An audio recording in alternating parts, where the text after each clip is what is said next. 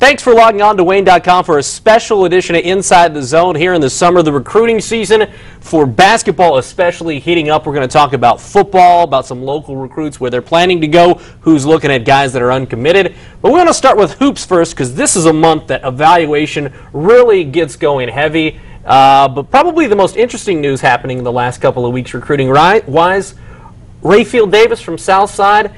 You know he's committed to Purdue, but the senior-to-be transferring to a prep school at LaPorte. Yeah, it's great for him personally because it puts him in a good basketball and academic situation, and those that know Rayfield well know how strong he is, not only on the court but off the court. He's a kid that takes his academics very seriously, and so La Mure will be a good situation for him. It's sad for us to see because we enjoy watching him play here in Fort Wayne. He loses the opportunity to be Mr. Basketball or an Indiana All-Star, but it's a decision that he felt was best for his career, and we all wish him luck. In LaPorte, he'll be playing with Hannah Perea, an IU recruit, and also Jay Simpson, who will be teammates with at Purdue. So it kind of makes some sense. He's going to be playing a good travel schedule rather than playing teams really from the state of Indiana.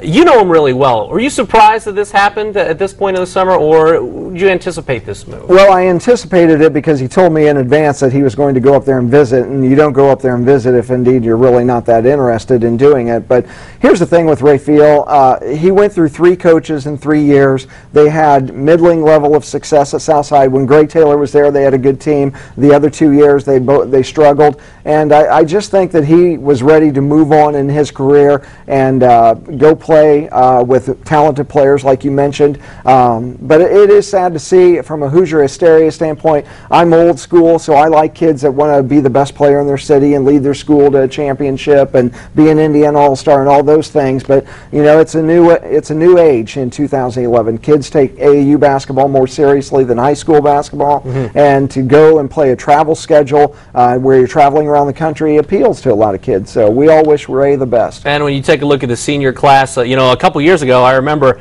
you know, Zach Terrell was one of the guys that really burst on the scene. We're going to talk about his football career in a minute. But Logan Irwin is another guy that we identified as a freshman who could really play. He's committed to go play for the Mad Hatters down at Stetson in Florida. Yep. About 15 minutes from Daytona Beach. I don't know about you. I would have struggled going to class if I was that close to Daytona Beach. But in any event, Logan is a strong kid, a good player, nice little shooter, a smart kid. His dad's a coach, obviously, and that's probably a good fit for him right at that level. I don't know if he had the size and athleticism to maybe go higher than that, but that's a good league, and Stetson's a building program, so hopefully it'll all work out for him. Already Whitco's all-time leading scorer as he heads into his senior season. Expect big things from him, especially numbers-wise. Other seniors, Keith Cochran, he's about 6'8", 6'9". I've seen him listed as high as 6'10".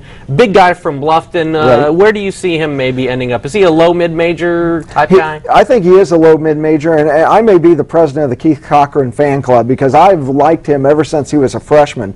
He's 6'10", he runs really well. He's surprisingly athletic for somebody that size, nice hands, has a decent frame so he can get stronger. Here's the thing, and I actually talked with a college coach about him today. I can't say who it was or anything. That would be violating NCAA rules for that guy, but in any event, here's what Keith Cochran needs to do. He needs to go to a program, redshirt a year, then his freshman year play 5-7 minutes a game, sophomore year play 10 to 12, junior year 18 to 20, and just gradually increase his playing load. I like Keith Cochran's game. I think that he has a world of potential for a low mid-major type program. I don't see him going higher than that, but because he can run, tie his shoes, and he's 6'10", some Division I school will give him a scholarship. I think his best basketball is in front of him. I agree, because he's going to be a little bit more of the man at Bluffton, where he hasn't been the past few years. He's going to be more of a focus for Kevin Leising's team this coming season. Let's move on to the class of 2013, and this is really where the strength in our area is, and the #1 name, because as a freshman, after his freshman year, VJ Beecham gets an offer from Purdue. We weren't quite sure where he was at that point, but man, this guy's exploded from a top 20 player in Indiana in that class to maybe a top 2 or 3, and you know, top 100 nationally. Where do you see VJ going now that he's got an offer from Purdue and recently got an offer from Butler? Got an offer from Butler. He visited Michigan and Michigan State earlier this year. He likes all of those schools, but he told me the other day he's going to wait until July plays out and see where the landscape is at the end of the summer. Very similar to Raphael Davis. He is strong both on the court and off the court. VJ's very well-spoken, very intelligent kid, and when you can combine the athletic ability and basketball skills along with the classroom work like VJ and Raphael can, you're going to have a lot of suitors. But VJ is very similar to Andy Smithers a year ago, who ended up at Butler. Not a lot of people knew him on July 1st. By July 31st, everybody knew him, and that's the way it's going to be with VJ. You know, it's hard to say how he can get better offers than Butler, who's finished second in the nation the last 2 years, or Michigan State, which is a great program, obviously.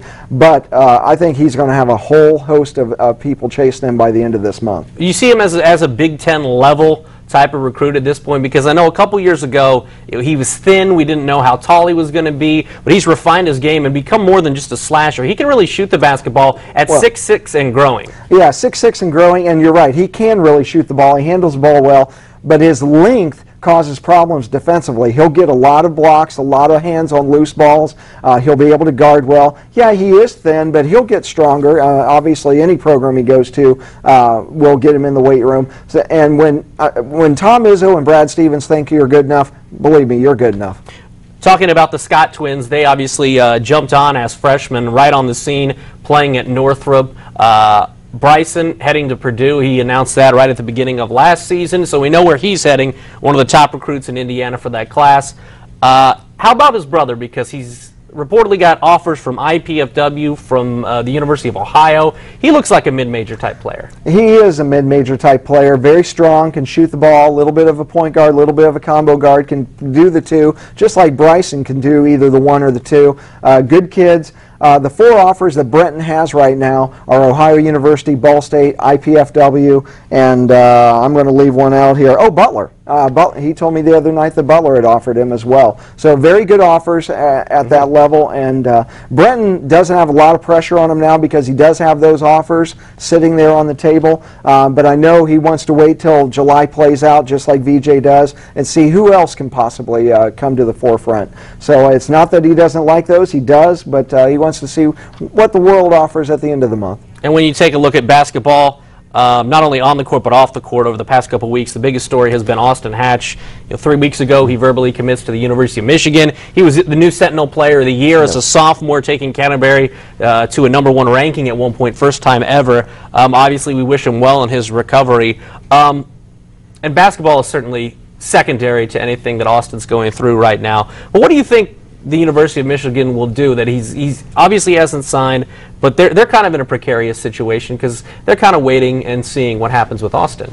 Well, I can only go on what history is. I remember way back in the day when Rick Majerus was at Ball State, there was a 6'10" player from East Lansing that lost his leg in a motorcycle accident the summer before he was to matriculate to Muncie, and they ended up honoring the scholarship. So I would imagine, hopefully best case scenario, Austin recovers and his basketball career picks up where it left off. But if indeed something along the lines that he can't play basketball, I would imagine Michigan would still honor that scholarship in some regard. But I'll tell you, Austin is such a great kid and great student. He'll go to someplace academically, even if he never plays basketball again.